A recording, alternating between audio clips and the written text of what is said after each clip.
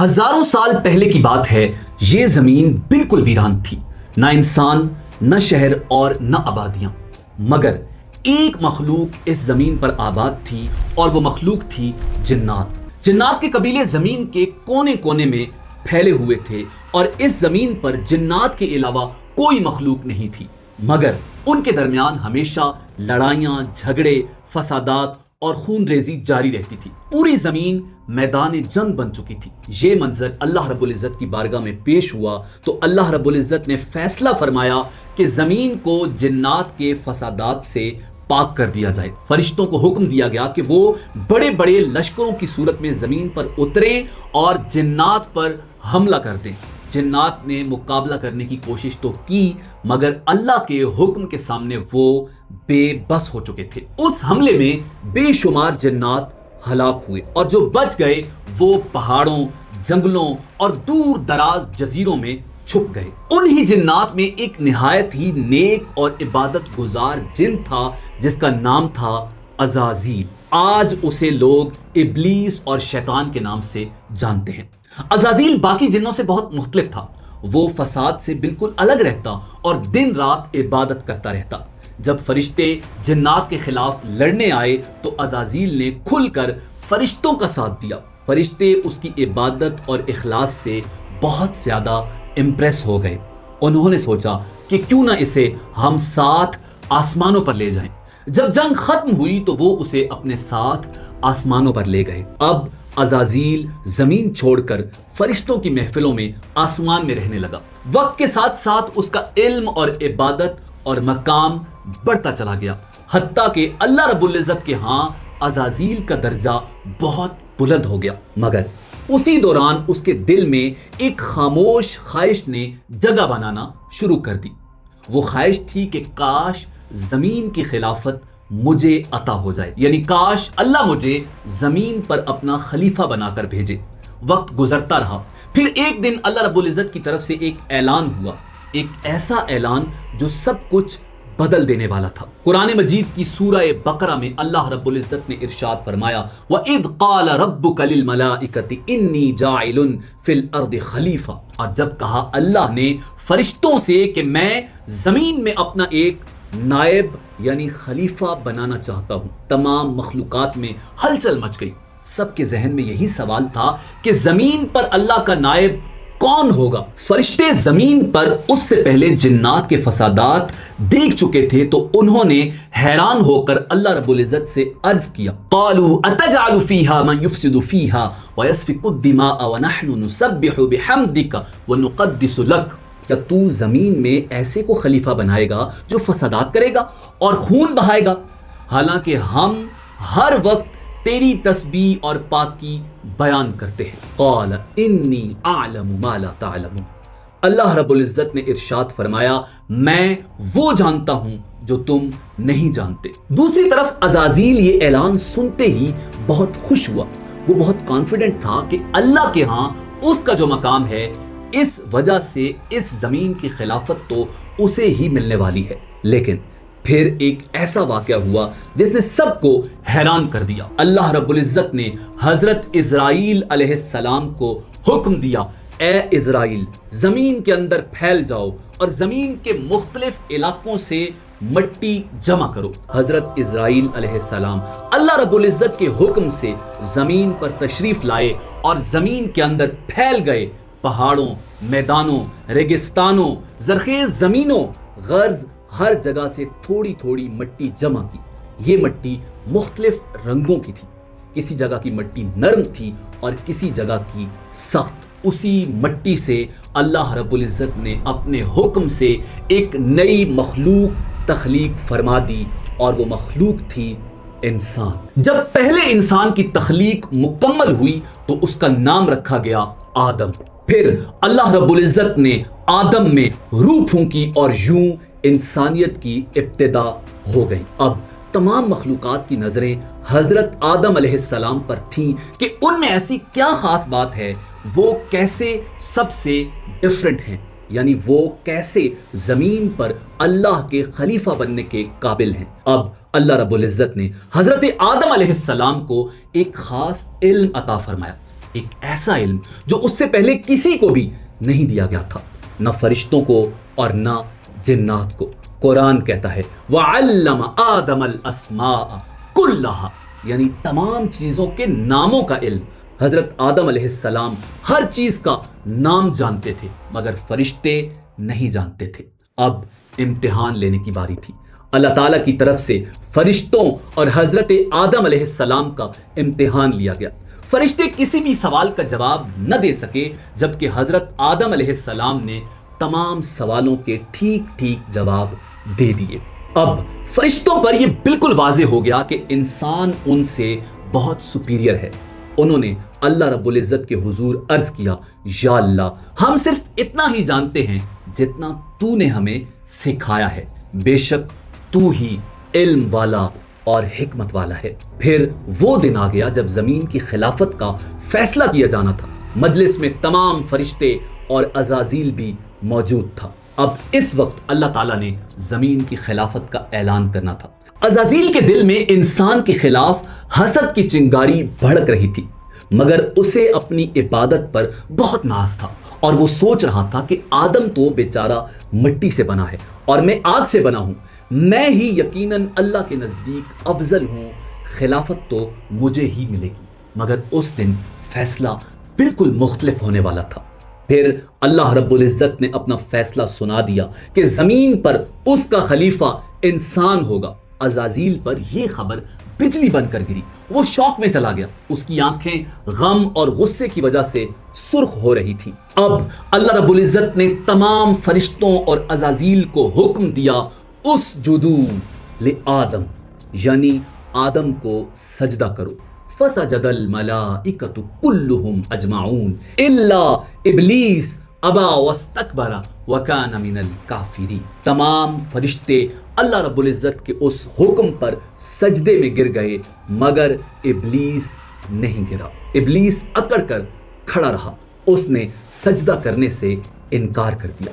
کسی کی مجال نہ تھی کہ اللہ کے حکم کا انکار کرے مگر اس نے خدا کے خلاف اعلان بغاوت کیا۔ وہ بدبخت گردن اکڑائے غصے اور تکبر کے ساتھ کھڑا رہا اور اس نے حضرت آدم علیہ السلام کے سامنے جھکنے سے انکار کر دیا۔ دربار خداوندی میں سناٹا چھایا ہوا تھا۔ اللہ رب العزت نے ابلیس سے پوچھا قال ما منعک الا تسجد اذ امرتک، تجھے کس چیز نے روکا کہ تو سجدہ نہ کرے جب میں نے تجھے حکم دیا؟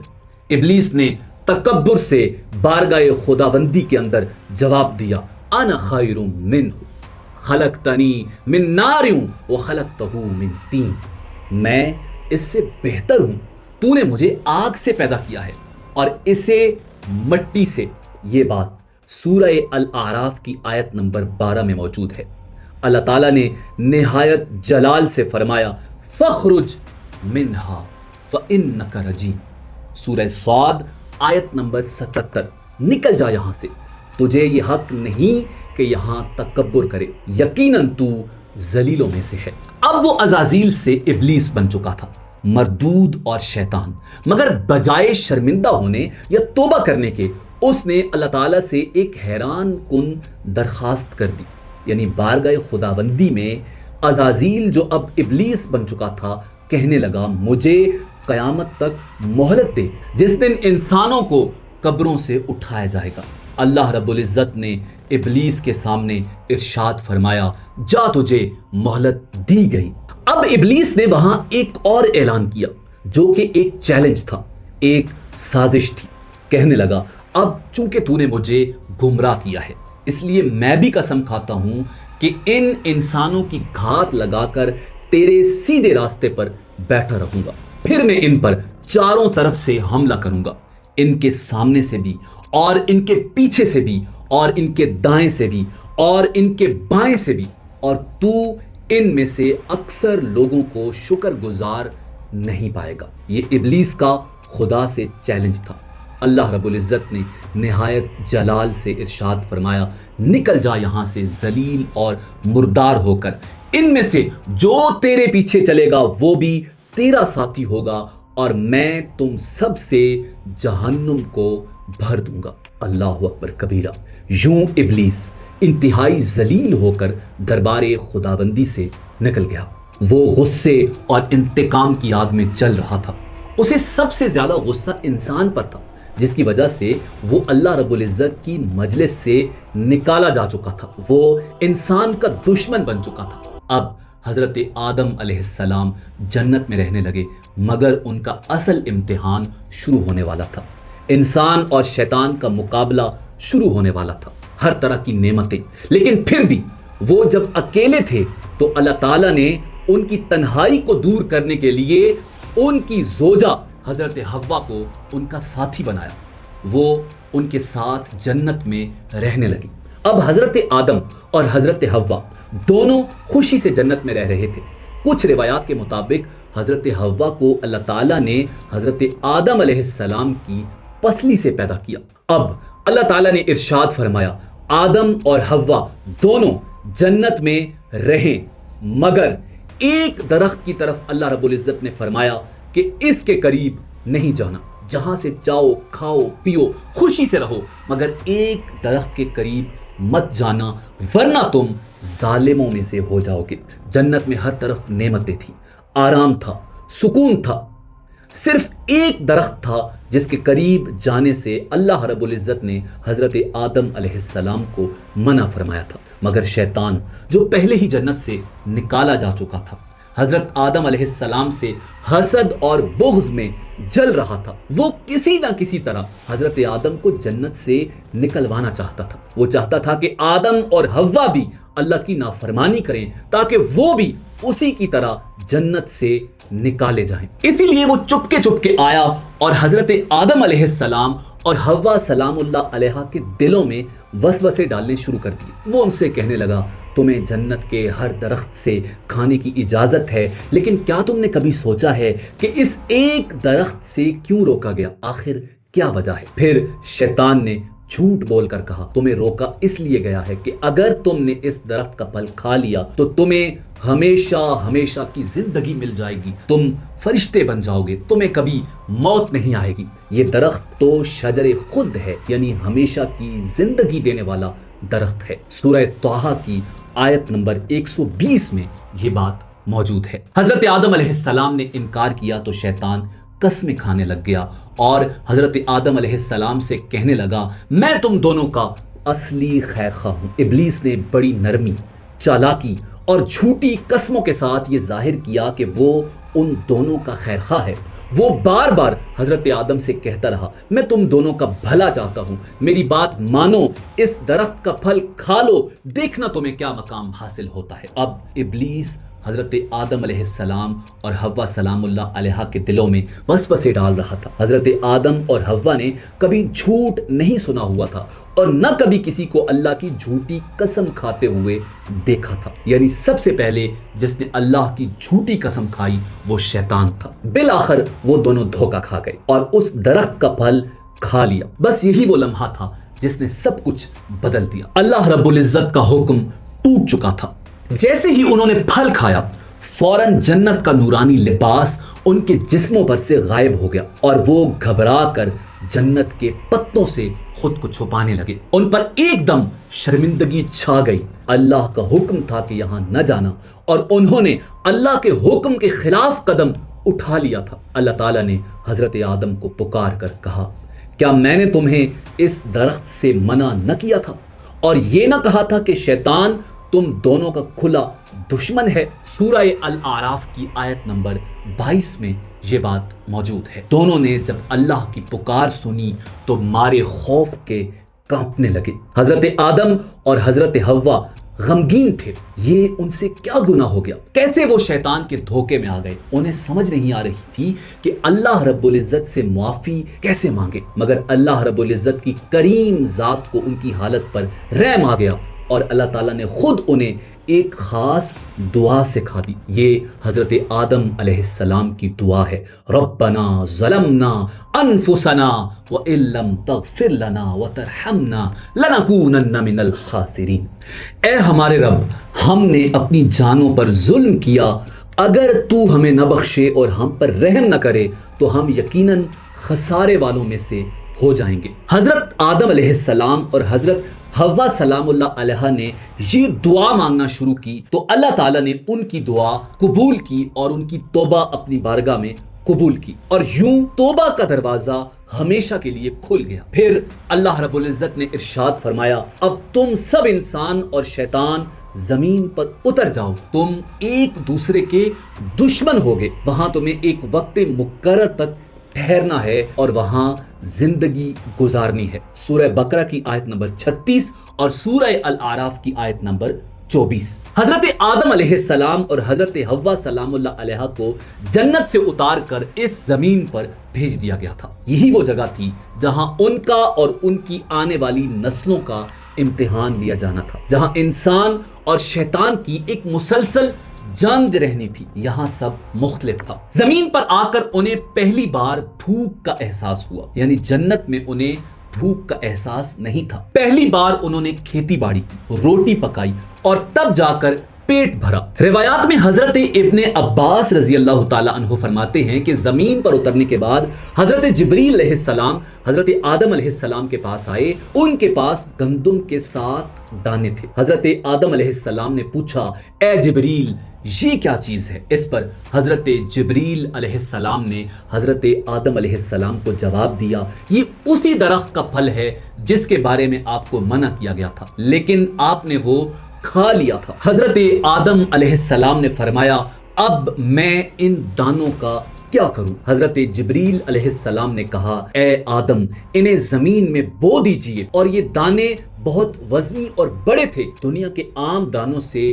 لاکھوں گنا زیادہ۔ کچھ عرصے بعد وہ دانے اگ آئے۔ حضرت آدم علیہ السلام نے فصل کاٹی، دانے صاف کیے، پھر انہیں پیسا، آٹا گوندا اور روٹی بنائی۔ یوں حضرت آدم علیہ السلام نے زمین پر محنت کر کے کھانا کھانے کا طریقہ سیکھا۔ اسی طرح حضرت آدم علیہ السلام کا پہلا لباس بھی حضرت جبریل علیہ السلام کی مدد سے تیار ہوا۔ وہ بھیڑ کی اون سے بنا تھا۔ پہلے انہوں نے اون کاٹی، پھر چرخے پر دھاگا بنایا، پھر حضرت آدم علیہ السلام نے اپنے لیے ایک جبہ یعنی لمبا لباس اور حضرت حوا سلام اللہ علیہ کے لیے قمیص اور اوڑھنی تیار کی، اور یوں اس زمین پر انسانیت کا آغاز ہوا۔ انسان اور شیطان کی کہانی یوں شروع ہوئی، ایک ایسی جنگ جو آج تک جاری ہے، جہاں شیطان انسان کو دھوکہ دیتا ہے، اسے بہکاتا ہے اور اللہ کے حکم سے روکتا ہے، اور انسان اکثر اس کے دھوکے میں بھی آ جاتا ہے۔ اب بات کرتے ہیں سیٹنزم کی، ایک ایسا فکری یا مذہبی نظریہ جس میں سیٹن یعنی شیطان کو مختلف انداز سے پوجا جاتا ہے۔ شیطان کے پوجنے والے دنیا میں بہت زیادہ ہیں۔ کچھ لوگ اسے صرف آزادی، بغاوت اور انفرادیت کی علامت سمجھتے ہیں، یعنی یہ عقیدہ پایا جاتا ہے کیونکہ اس نے انکار کیا تھا تو وہ منفرد ہے، جبکہ کچھ لوگ شیطان کو واقعی ایک روحانی ہستی کے طور پر مانتے ہیں۔ آج پوری دنیا میں شیطان کے ماننے والے اور شیطان سے مدد حاصل کرنے والے لوگوں کی بہت بڑی تعداد ہے۔ تاہم جدید سیٹنزم کی کئی شکلیں خدا یا شیطان کی حقیقی عبادت کے بجائے ذاتی آزادی، اپنی خواہشات اور سماجی روایات کے خلاف سوچ پر زور دیتی ہیں۔ آج دنیا میں شیطان کے پوجنے والوں کی تعداد بہت زیادہ ہو رہی ہے، جو اسے دولت، پاور اور خواہشات کے لیے پوجتے ہیں۔ اسی امید کے ساتھ اجازت دیجیے کہ آپ کو ہماری ویڈیو پسند آئی ہوگی۔ ملتے ہیں بہت جلد ایک نئی تاریخی، تحقیقی اور معلوماتی ویڈیو کے ساتھ۔